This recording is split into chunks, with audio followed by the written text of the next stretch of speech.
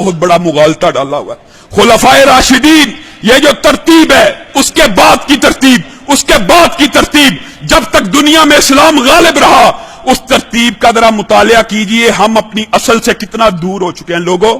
اسلام اس وقت تک قائم رہا، غالب رہا، حکمرانی میں رہا، غالب لوگوں کے اوپر، جب تک مصلی کا امام ریاست کا امام بنایا گیا۔